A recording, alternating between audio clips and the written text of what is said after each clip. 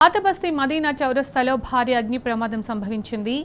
ఎస్వైజే కాంప్లెక్స్లోని kids wear షాప్లో ఒక్కసారిగా మంటలు చెలరేగాయి. 3 షాపుల నుంచి భారీగా మంటలు ఎగిసిపడుతున్నాయి. మంటలను అదుపు చేసేందుకు 8 ఫైర్ ఇంజిన్లతో శ్రమిస్తున్నారు అగ్నిమాపక సిబ్బంది. చుట్టుపక్కల నల్లటి పొగ కమ్ముకోవడంతో దుకాణదారులు, స్థానికులు తీవ్ర భయాందోళనకు గురవుతున్నారు.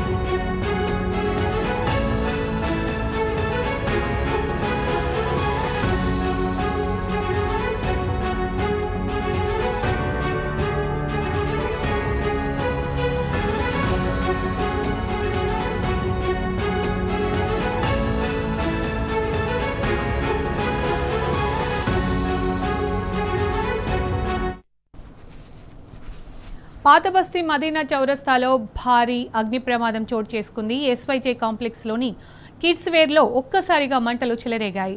3 షాపుల నుంచి భారీగా మంటలు ఎగిసిపడుతున్నాయి. మంటలను అదుపు చేసేందుకు 8 ఫైర్ ఇంజిన్లతో శ్రమిస్తున్నారు అగ్నిమాపక సిబ్బంది.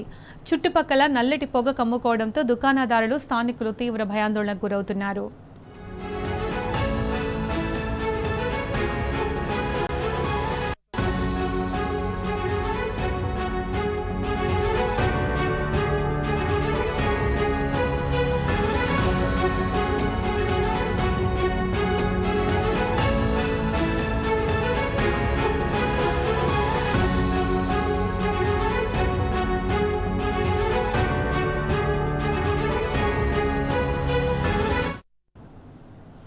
ఇదే అంశానికి సంబంధించి మరింత సమాచారం మా ప్రతినిధి రంజిత్ అందిస్తారు. రంజిత్, పాతబస్తీలో అగ్ని ప్రమాదానికి సంబంధించి అప్డేట్స్ ఏంటి రంజిత్?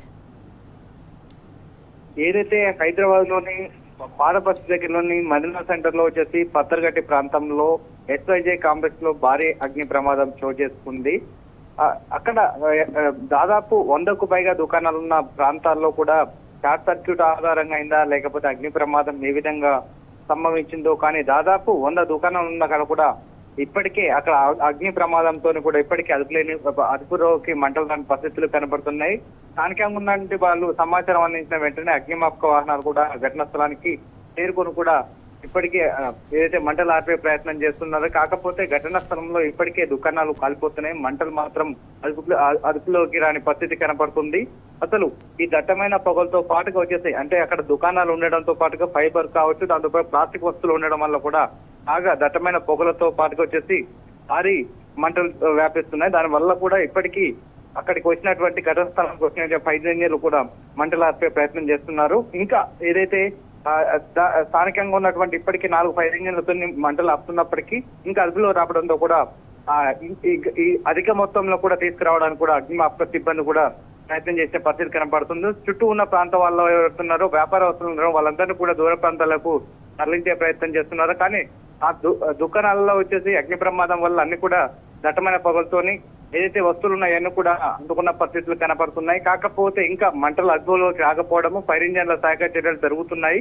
ఇప్పటికి మాత్రం ఎలాంటి ప్రాణ నష్టం లేని పరిస్థితులు కనబడుతున్నాయి. కాకపోతే ఇంకా సమయం పట్టే అవకాశం ఉంది. Right Ranjit, thank you.